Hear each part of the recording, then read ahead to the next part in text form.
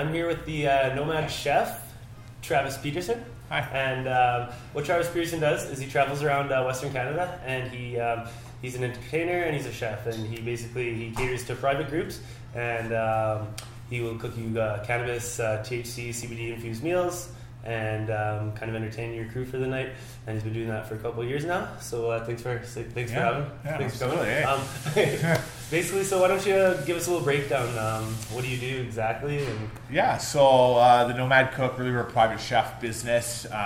We bring the chef to the client. So instead of you celebrating your special event or going out for dinner to a place, chef comes into your home, creates a meal based around the foods that you like, your dietary restrictions, your allergies.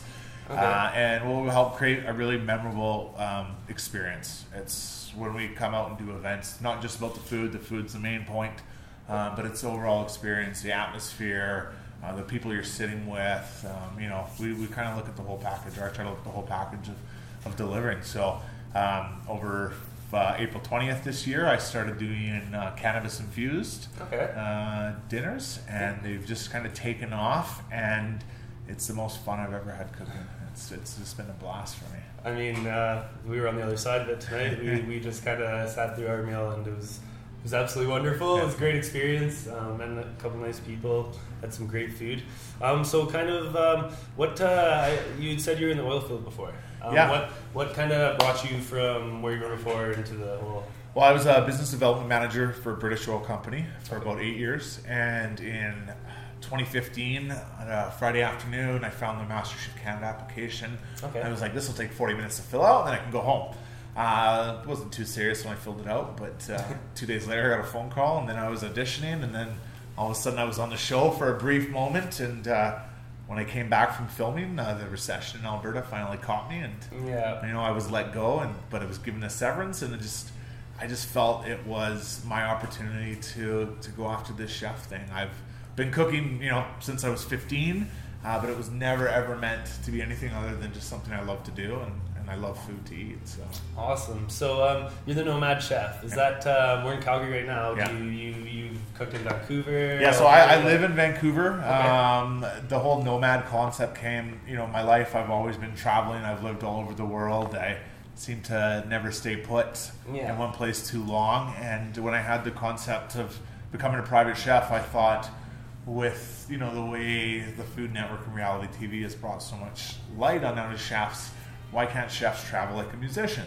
Absolutely. Book gigs and go on little tours. So for the last 2 years I've been doing pop-ups here and there, but it's the Infused Dining series that's actually giving me that feeling now that I'm actually traveling like an entertainer, and that I was in Edmonton last week, Calgary now. I'm off to Toronto next week. So I'm branching out to the East Coast. And when I first started doing the Infused Dining series on 420, the April 20th weekend, it was just going to be a one-off kind of thing. Yeah.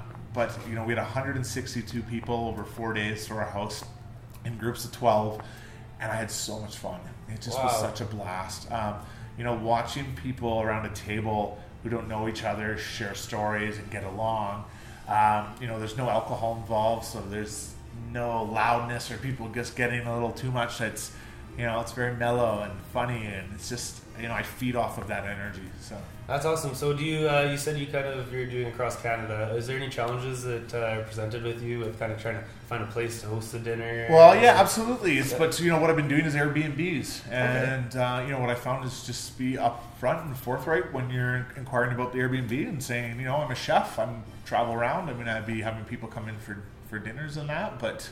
Yeah. I'm professional and respectable. I keep your place like it was mine, and so the finding the places actually hasn't been that hard, and I'm actually finding these beautiful spots that I think add even more to the experience, right? So when you come in for a dinner, you don't know what you're expecting.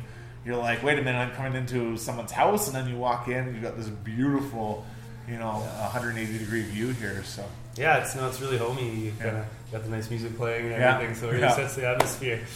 Now, kind of moving into the products you serve. Tonight was kind of a seafood theme. What guides those? Is it just kind of whatever? Well, I used to really kind of cater to where I was cooking. Come to Alberta, cook a lot of beef, be on the West Coast, do a lot of seafood. a couple months ago, we brought a chef up from Los Angeles. His name's Katsuji Tanabe, and he was on a couple seasons of Top Chef. I was sitting down with Katsuji, and he was like, well, what's your style of food? And I was like, well, I don't really have a style. Yeah. And he's like, well, what do you mean? I go, I just cook and cater to where I'm at. And he was like, stop. He goes, he goes, what do you love? And I go, seafood, and I love Asian flavors. And he goes, that's what you cook. Yeah, for sure. He's like, you're never going to please everyone, but if you cook what you love, it will show on the plate. And I really took that into heart over August long weekend when we did it in Vancouver. And it was the best feedback I've ever had on a menu. So I've kind of kept it going here with Edmonton and now Calgary.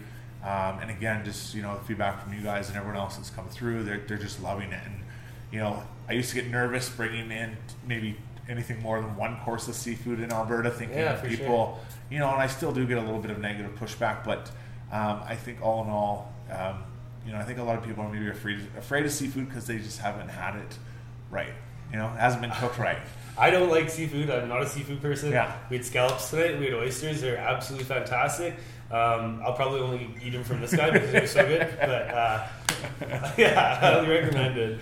So are these, I guess they're THC and CBD infused dishes. Yeah. How do you gauge that for your clients? Yeah, so the way we're doing it right now, because this is so new and the demographic we're getting is literally 18 to 70 years old. I mean, every single person from walk of life is really curious and wanting to try this. So what we're doing is we're using a distillate with MCT oil, coconut oil, and I'm actually like micro gauging each dish, each person individually. So when people come in, we ask them on a scale of 1 to 5, where's your tolerance with edibles? And we kind of dose accordingly. We'll do the first 4 courses with THC, and then we'll finish off with CBD. Sometimes people want all CBD. Like, we can really cater. Okay. The traditional way of cooking with cannabis is usually with the butters and that, and incorporating your sauces. And just for how new this is right now in Canada, it's safer to go the route of microdosing. And, eventually once the rules are kind of laid out with what we can do and people are a little more knowledgeable about what they're taking, we can start to go back that way. Are you kind of distillates the go-to for you? Yeah. Is there any... I got a great company called Sky Extracts, and they supply me with everything I need. Just a great company and really a product that's second to none. Yeah. So why would you recommend the distillate for just the flavor? Well, the great thing about the distillates that I use is flavorless, odorless. So it really doesn't take away from the food. So those dishes I made tonight, I really wanted you to really taste the umami with the oyster and really wanted you to feel that sort of andouja butter with the spice in that, right? And yeah. We don't want to alter that at all with the THC or the cannabis sort of taste. So. Okay. Now, also back on the lines of you traveling around, has it been a challenge to kind of fill the tables at all? Do you, or how do you network? How do you kind of? I promote through social media, wow. Facebook advertising. So, okay. It's the hardest. It's not the hardest part. It's probably my least favorite part of the job. Is. It's to be very aggressive on social media. If someone likes or comments or does anything, I message them right away. Yeah. I'm not waiting for people to buy their tickets. Hey, you want your ticket? Like buy it now. So, it's always been a challenge selling tickets to events. But the infused, I've done multiple events in Calgary over the last 3 years. Mm-hmm. It's the first time I've sold one out. Okay. Cool. Completely sold out, no seats left. I think we comped maybe 4 or 5 tickets to some influencers, but otherwise, it's, again, I think this is a trend and something everyone wants to come out and experience right now. So it's not a hard sell. And then what we're seeing now that we've done this 7 times, and you can go on and see the food we've created and read people's reviews, and there's a word of mouth that's traveling around, especially within the cannabis industry with what I'm doing. It's making it even easier now for people to come out. Are you getting a lot of cannabis users? Are you getting a lot of new people? It's literally right. The demographic is so wide, and that's what's so inspiring. It's not just your heavy cannabis users. It's people like, hey, I'm interested and I'm curious, and and then they come in and I don't really want to be dosed a lot, and that's why using the distillate comes in as an advantage. What about medical patients versus recreational? Well, I think everyone here will say that they're medical, right? Yes. Everyone's got a medical card, right? Yeah, I got anxiety. Yeah, exactly. Right? So it's hard to say, but we have had some people who, are using for real medical reasons. And that. But again, I think it's a curiosity. I think everyone's going to want to try it once. Some people will decide it's not for them, but yeah. And then I guess how do people contact you if they want to have a function, if they want to have you? So yeah, we can come into your house and do private dinners, but you can find the nomadcook.ca or on Facebook, Instagram, the Nomad Cook. Yeah, we're all over social media and online. So okay, and then I guess one last question: we're legalizing October 17th. Yes. What's your outlook on that? Do you like the policies that are going in place? Would you change them? What's your perfect legalization model? I think I'm proud of this country for taking the step of doing it. It's not going to be an easy thing to do and regulate. Obviously, with edibles having to wait another year keeps what I'm doing still underground.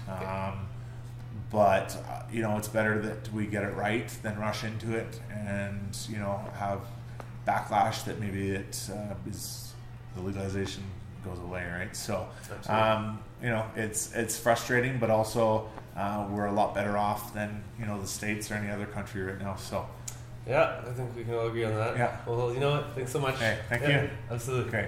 Okay. Sweet.